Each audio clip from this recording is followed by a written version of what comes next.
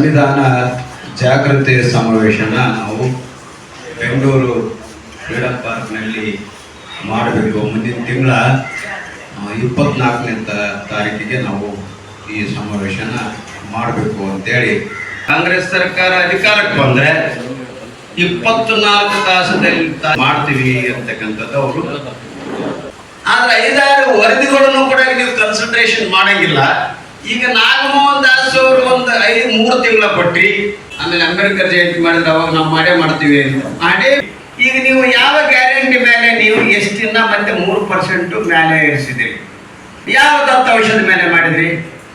ನಮ್ಮ ಜನಾಂಗ ಕೂಡ ಈಗಾಗಲೇ ಓಟಿನ ಜಾಗೃತಿ ಬಂದಿದೆ. ಈಗ ಅಷ್ಟು ಸುಲಭವಾಗಿ ಅವರು ಓಟ್ ಹಾಕಕ್ ಆಗೋದಿಲ್ಲ. ಈಗ ಅವರು ಸದಸ್ಯ ಆಯೋಗದ ವರದಿ ಜಾರಿಗೆ ಮಾಡ್ತೀವ ನಾವು ಒಂದೇ ಕಾರಣಕ್ಕಾಗಿ ಮೊನ್ನೆ ಲಾಸ್ಟ್ ಟೈಮ್ ಇವ್ರಿಗೆ ಓಟ್ ಹಾಕಿದ್ರೆ ಎನ್ಮಾಸ್ ಇವ್ರಿಗೆ ಓಟ್ ಹಾಕಿದ್ರು.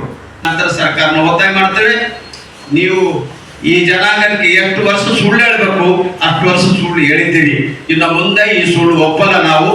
ಆ ಕಾರಣಕ್ಕಾಗಿ ನೀವು ಕಂಪಲ್ಸರಿ ಮಾಡಲೇಬೇಕು. ಇನ್ನು ಮೂಲಭೂತ ಹಕ್ಕು ಏನಂತಂದ್ರೆ ಮನುಷ್ಯನ ತನಗಾದ ಅನ್ಯಾಯನ ಪ್ರತಿಭಟಿಸ್ತಕ್ಕಂಥದ್ದು, ಮಾತನಾಡ್ತಕ್ಕಂಥದ್ದು, ಇದನ್ನು ಕೂಡ ಮಾಡಬಾರ್ದಂತಂದ್ರೆ ಉಳಿದೆಲ್ಲ ಇದೆ ನೋಡಿ, ಉಳಿದೆಲ್ಲ ಮಾಡಿದ್ದಾರೆ ಪೊಲೀಸ್ನವರು. ಲಕ್ಷ ಜನ ಸೇರಿಸಿ ದೊಡ್ಡ ಬೃಹತ್ ಸಂವಿಧಾನ ಜಾಗೃತಿ ಸಮಾವೇಶ ಮಾಡಬೇಕಂತ ಉದ್ದೇಶ ಕೊಡಿದ್ವಿ. ಈ 32 ವರ್ಷಗಳ ಹಿಂದೂ ಕೂಡ ಈ ಕರ್ನಾಟಕದಲ್ಲಿ ನಾವು ಈ ಪ್ರತ್ಯೇಕ ಮೀಸಲಾತಿ ಕೊಡಬೇಕು, ಪರಿಶಿಷ್ಟ ಜಾತಿ ಶೇಕಡ 15ರಲ್ಲಿ ನಮ್ಮ ಜನಸಂಖ್ಯೆಗೆ ಅನುಗುಣವಾಗಿ ನಮ್ಗೆ 8% ಕೊಡಬೇಕು ಅನ್ನೋದು ಹೋರಾಟ ಮಾಡ್ತಾ ಬಂದಿವಿ. ನಾಗಮೋಹನ್ ದಾಸ್ ಒಬ್ಬ ನ್ಯಾಯಾಧೀಶ ನೇಮಕ ಮಾಡೋದು ಇದೆಲ್ಲ ಡಿರೆಕ್ಟ್ ಆಕ್ಟಿಸ್ ಮಾಡ್ತಾರೆ, ಅದು ನಮ್ಗೆ ಬೇಕಾಗಿಲ್ಲ. ನಾವು ದೊಡ್ಡ ಒಂದು ಸಮಾವೇಶವನ್ನು ಮಾಡಿ ಸರ್ಕಾರವನ್ನ ಎದುರಿಸುವ ಒಂದು ಒತ್ತಾಯ ತರುವಂತ ಒಂದು ನಿರ್ಣಯ ಕೈಗೊಂಡಿದ್ದೀವಿ. ಅದಕ್ಕೆ ಮುಖ್ಯಮಂತ್ರಿಗಳು ಎಲ್ಲಾ ದತ್ತಾಂಶಗಳು ತಮ್ಮ ಹತ್ರ ಇದೆ. ಆ ದತ್ತಾಂಶಗಳ ಮೇಲೆ ಈ ಒಳ ಮೀಸಲಾತಿ ವರ್ಗೀಕರಣ ABCD ಜಾರಿ ಮಾಡಬೇಕು, ಇಲ್ಲ ಅಂದ್ರೆ ಮಾದಿಗರಿಗೆ ಅನ್ಯಾಯ ಆಗುತ್ತದೆ. ಏನಾದರೂ ಕಿಂಚಿತ್ತು ಮಾನ ಮರ್ಯಾದೆ ಏನನ್ನ ಇಟ್ಕೊಂಡಿದ್ರೆ ಇಮಿಡಿಯೇಟ್ಲಿ ನಮ್ಮ ಮಾದಿಗರಿಗೆ ಸಿಗ್ಬೇಕಾದಂಥ ಸವಲತ್ತು ಮೊದಲು ಸಿಗ್ಬೇಕು. ಯಾಕಂದ್ರೆ ನಾವು ನಿಮ್ಮ ಹತ್ರ ಭಿಕ್ಷೆ ಬೇಡ್ತಾ ಇಲ್ಲ, ಸರ್ವೋಚ್ಚ ನ್ಯಾಯಾಲಯದ ಆದೇಶ ಆಗಿದೆ.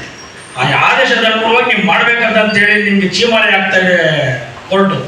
ಅದಕ್ಕೂ ನೀವು ಬೆಲೆ ಕೊಡಲಿಲ್ಲ ಅಂದರೆ ಇನ್ನು ಇವತ್ತೇನೆ ಸಿದ್ದರಾಮಯ್ಯ ನೋಟಿಸ್ ಜಾರಿ ಮಾಡಿದ್ದಾರೆ ಆಲ್ರೆಡಿ. ಇವೆಲ್ಲ ನೀವು ಒಬ್ಬ ವಕೀಲರಾಗಿ ನಮ್ಮ SCPS TSP ಹಣ ದುರ್ಬಳಕೆ ಮಾಡ್ಕೊಂಡಿದ್ದಾಯಿತು, ಎಲ್ಲ ಗ್ಯಾರಂಟಿ ಬಳಸಿದ್ದಾಯಿತು. ನಮ್ಮ ಮತ್ತೆ ಆಂಧ್ರದ ಒಂದು CM ನೋಡಿದ್ರೆ ನೀವು ಬುದ್ಧಿ ಕಲಿಬೇಕಾಗುತ್ತೆ ಸಿದ್ದರಾಮಯ್ಯ. ನೀವು ಕೊಡಲಿಲ್ಲ ಅಂದರೆ ಮುಂದಿನ ವಿಧಾನಸಭೆಯಲ್ಲಿ 24 ಮೇಲೆ 1 ಗೆಲ್ಲಲ್ಲ. ಇದಕ್ಕೆ ನಾವು ಮಾದಿಗರು ಬುದ್ಧಿ ಕಲಿಸ್ತೀವಿ ಅಂತ ಹೇಳಿ ನಾವು ಹೆಚ್ಚಿನ ಜನಸಂಖ್ಯೆ ಈ ರಾಜ್ಯದಲ್ಲಿ ನಾವು ಹೆಚ್ಚಿನ ಜನಸಂಖ್ಯೆಯಲ್ಲಿ ಇದ್ದೀವಿ.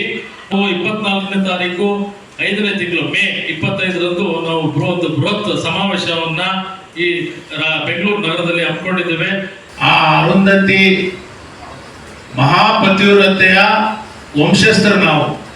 ಒಂದು ಕುಲಸ್ಥರನ್ನ ಇವತ್ತು ನೀವು ಯಾವ ಮಟ್ಟದಲ್ಲಿ ಇಟ್ಟಿದ್ದೀರಾ?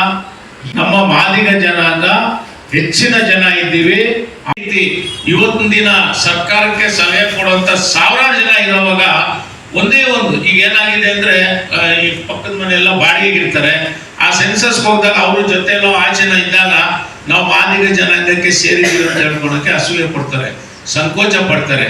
ಈ ರೀತಿ ಇರುವಾಗ ನಮ್ಮ ಸರ್ಕಾರದವರು ಒಂದು ವೆಬ್ಸೈಟ್ ನ ತೆರೆದು ನೋಡಿ, ಇದನ್ನ ಸರ್ಕಾರದವರಿಗೆ ದಯವಿಟ್ಟು ಸ್ವಲ್ಪ ಒತ್ತಿ ಯಾರಾದ್ರೂ ಮಾಹಿತಿ ಕೊಡುವಂತ ವ್ಯವಸ್ಥೆ ಆಗ್ಬೇಕು.